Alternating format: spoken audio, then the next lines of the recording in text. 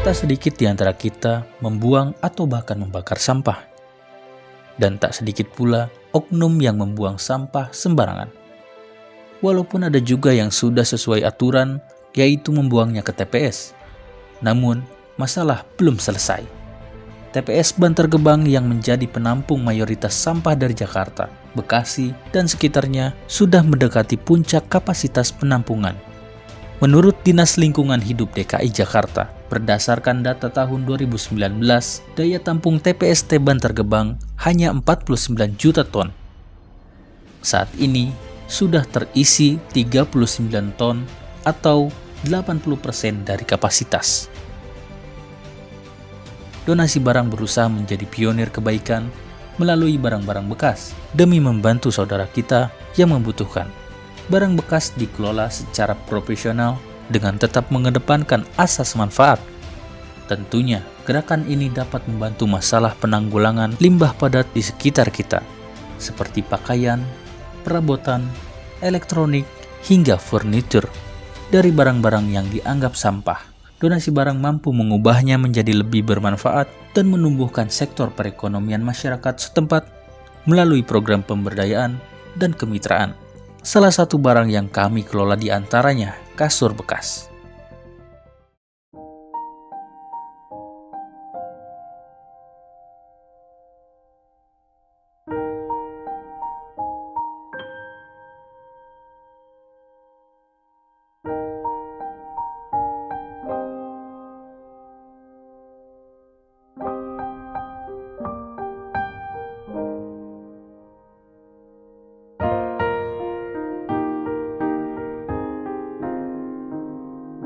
Halo teman-teman semua, ketemu lagi dengan saya Ade Rahmat dari Donasi Barang. Hari ini saya ingin menjawab beberapa pertanyaan dari donatur dan sahabat semua mengenai pengelolaan kasur yang memang didonasikan atau dikelola lagi oleh Donasi Barang. Salah satunya hari ini saya akan ketemu dengan namanya Adedi Junaidi.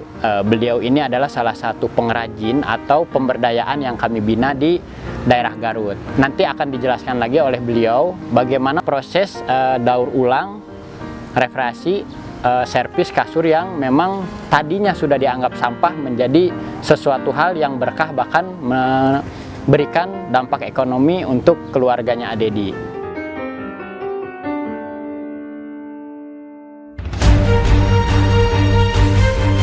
Nama saya Dedi. Pertama-tama ini barang baru datang, nanti saya akan proses. Pertama-tama kita buka dulu semacam kulit-kulitnya kayak gitulah. Nanti bagaimana kita cek dalamnya, apa ada yang patah, apa ada yang ring-ringnya kayak gitu pada copot. Nanti saya akan perbaiki dulu. Setelah itu, kalau kita udah beres-beres dalamnya, yang patah kita ganti. Kalau busanya memang udah jelek banget, kita ganti yang baru. Nah, kita baru tutup lagi pakai yang baru. Buat satu kasur ini minimal 3 hari dari proses kita bongkar sampai servis dalamnya, sampai kita ganti urungnya itu atau kulitnya, itu 3 hari. Kalau kerusakan berbeda-beda itu nyampe seminggu.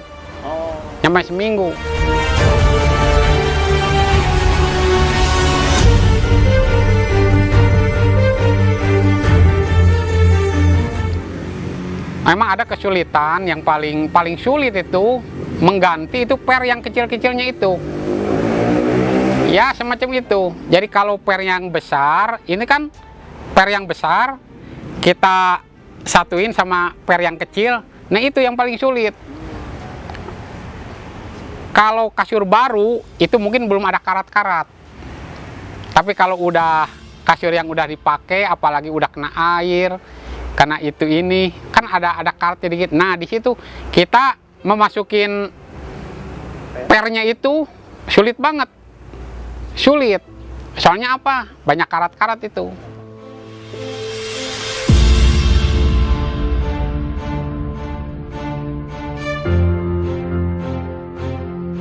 sekarang ngelihat posisi barangnya dulu ya.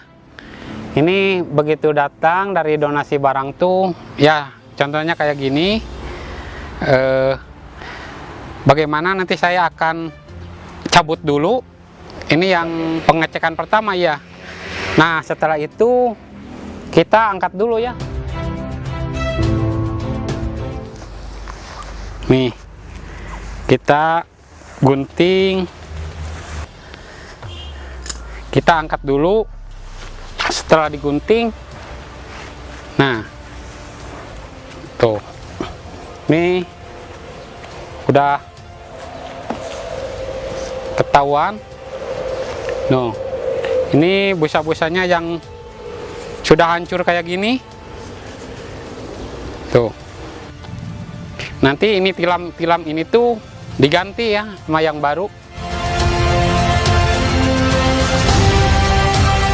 Pembongkaran minimal 1 hari,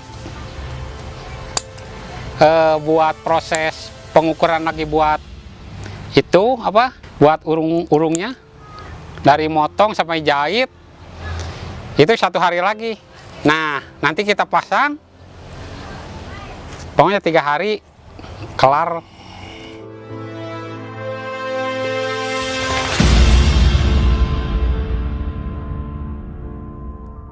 Ini kan buat nyambung ke sini tuh udah patah.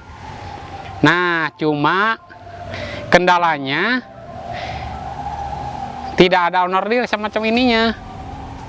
Buat kalau ini bahasa sini tuh siku-sikunya, ini paling kesulitan nggak ada ininya. Jadi kebanyakan dikorbankan.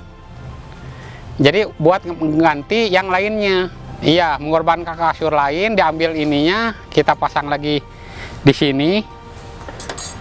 Nah,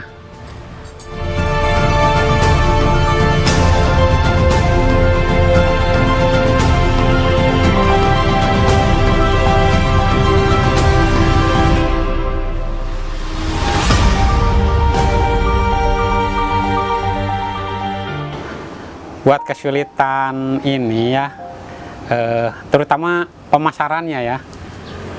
Pemasaran, apalagi kita disesuaikan dengan kita mencari bahan ya. Kita cari bahan, terutama kita kan nggak bisa ini dulu apa, misalnya dari toko kita ngambil dulu bahan, nggak bisa kan. Tapi kita contohnya beginilah, bagaimana orang yang tidak bisa beli bayar cash bisa dapat kasur gitulah. Jadi memudahkan orang. Gitu. Kasur ya. Kita ke toko beli bahan nggak bisa ngutang gitulah ya. Tapi kita bagaimana caranya orang lain bisa mudah kepada saya gitu.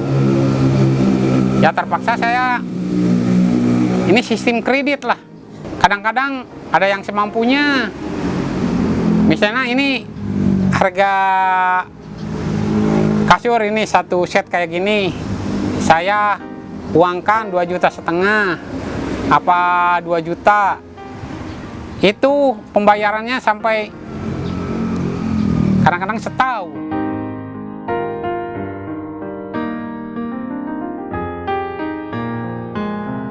Jadi kalau kita dikolasikan untuk keuntungan saya, jauh lah dari keuntungan. Sedangkan kita modal berapa, terus kita jual berapa.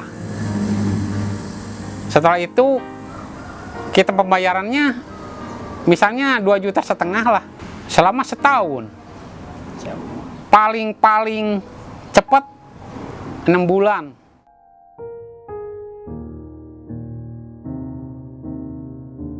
Soalnya di sini kan para petani itu kan dapat uangnya kan musiman, nggak semacam karyawan tiap bulan dapat.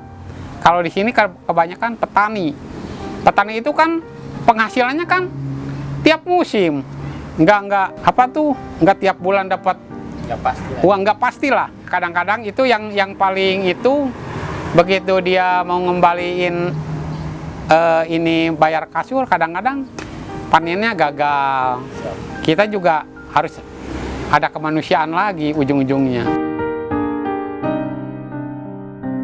kebetulan kemarin tuh ada temen ya yang datang, dia punya relasi yang punya hotel. Ya alhamdulillah ada pesanan banyak itu. Cuma saya memang kendalanya, pertama saya alat-alat untuk produksi, ya pakai mesin-mesin kecil, apa tuh mesin jadul lah kalau kata sekarang tuh. Kecepatannya masih kurang maksimal lah. Yang paling butuhkan itu memang saya alat-alatnya dulu buat proses lebih cepat.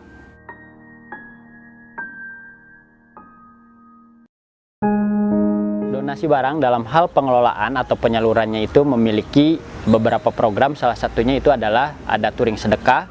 Kemudian ada program berbagi juga kami di daerah kurang lebih 2-3 km dari gudang, yaitu berbagi setiap hari Minggu. Kami juga ada program setiap hari Jumat membagikan sarapan gratis untuk Gojek, untuk masyarakat yang membutuhkan. Nah, selain itu, kami juga di sini membangun kultur untuk bisa masyarakat berdaya, karena yang kami kedepankan di donasi barang adalah social enterprise. Jadi berbisnis untuk sosial, di mana di donasi barang ini kami mengedepankan asas manfaat. Kami membangun beberapa pemberdayaan atau daur ulang yang kami manfaatkan kembali. Salah satunya adalah pakaian yang sudah sampah itu kami kelola menjadi keset dan macam-macam. Mungkin nanti next video berikutnya saya akan jelaskan dan saya akan berikan contoh. Yang paling banyak di donasi barang itu terkendala adalah proses pengelolaan kasur. Kami sangat sulit sekali mencari mitra atau membuangnya, karena ketika kami buang, ternyata ini tidak hanya menjadi dampak untuk masyarakat sekitar, tapi juga menjadi dampak lingkungan yang mungkin saat ini kita yang hidup saat ini tidak merasakan, tapi ini akan berdampak kepada cucu bahkan keturunan kita. Nah, sehingga gimana caranya donasi barang ini terus bisa berkembang dan bisa memberikan nilai manfaat untuk masyarakat juga untuk lingkungan, kami membangun pemberdayaan salah satunya tadi dengan ADEDI. Saya ucapkan terima kasih ya pada donasi barang ya. Saya tadinya kesana kemari untuk mencari rezeki, sekarang udah ada di rumah dan bermanfaat sekali. Dan saya ucapkan terima kasih sekali lagi kepada donasi yang telah memberikan jalan lah kehidupan saya mungkin. Pertama saya buat tinggal di kampung dan saya lebih bermanfaat. Tadinya barang-barang yang sudah nggak kepake bisa bermanfaat kembali. Donasi supaya lebih maju lagi dan lebih bermanfaat lagi untuk masyarakat yang lainnya gitu ya. Alhamdulillah ya, selama ini saya baru berjalan 4 tahun ya. Dulu saya masih muda, sekarang usia saya udah 55 tahun ya. Dulu kebanyakan merantau, memang merantau sampai daerah-daerah lain untuk mencari rezeki gitulah intinya. Selama 4 tahun ini saya ada di rumah dan saya bisa memperkerjakan ini barang-barang yang rusak. Saya berpikir bagaimana caranya ini barang yang udah rusak bisa bagus lagi, bisa jadi nilai jual lagi.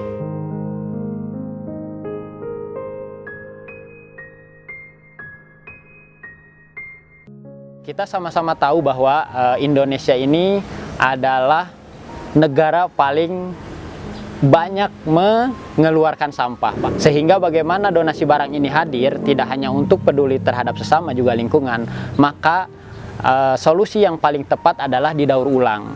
Selain memberikan dampak positif, juga ini bisa memberikan dampak panjang terhadap barang yang memang sudah tidak dilayak pakai lagi oleh pemilik A, tapi di pemilik B ini bisa menjadi nilai manfaat dan umurnya bisa lebih panjang karena ada proses tadi reparasi atau ada proses perbaikan. Juga tambahan ekonomi untuk para pelaku pemberdayaan atau UMKM. Nah, solusi yang berikutnya selain tadi pemberdayaan untuk kami mengelola kembali dalam hal kasur, pakaian, juga buku, mungkin solusi terbaiknya yuk kita sama-sama mulai mengurangi atau memilah barang-barang apa saja sih yang menumpuk di rumah. Kita coba urai, kita coba sortir, kita menyempatkan waktu 1-2 hari mungkin di libur kerja kita untuk bisa memilah supaya tidak berujung di TPA atau di tempat sampah, karena ini yakin sahabat semua ini akan merusak sekali lingkungan juga bumi kita.